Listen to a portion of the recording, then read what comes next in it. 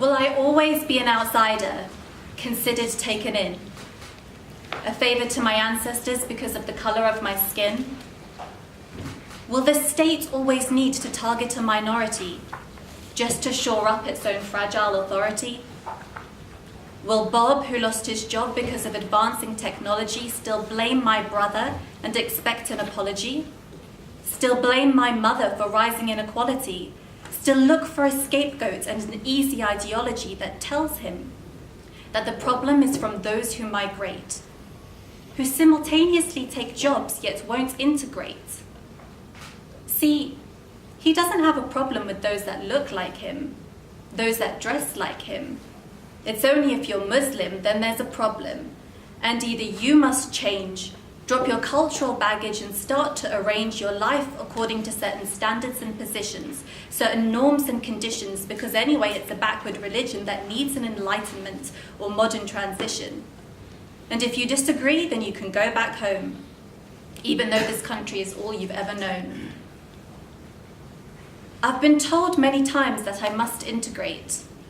It seems to make it easier for someone else to relate. So the focus is shifted and the burden is on me to justify my own humanity. So forgive me if I challenge the central assumption that somehow I'm responsible for societal dysfunction, that somehow I should just integrate more. So the attention is on me, not on foreign policy and war, not on funding cuts that deprive entire communities, not on austerity and how it drives disunity, not on unequal applications of terrorism legislation, so you're really only charged if you're Black or Asian.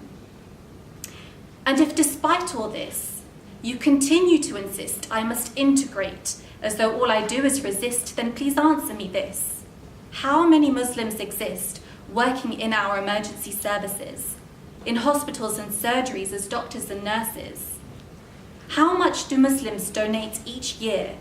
How many of us are there in the public sphere? How many more Mo Farahs will it take before we can finally put an end to this debate? We shouldn't have to prove our worth to this nation when most of us are only here because of colonization. So isn't it time we moved on the conversation and took integration out of the equation?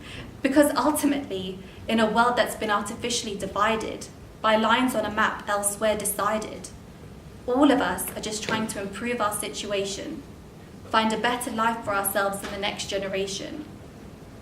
Surely that's not something so controversial, but an accepted truth, a value universal. Thank you.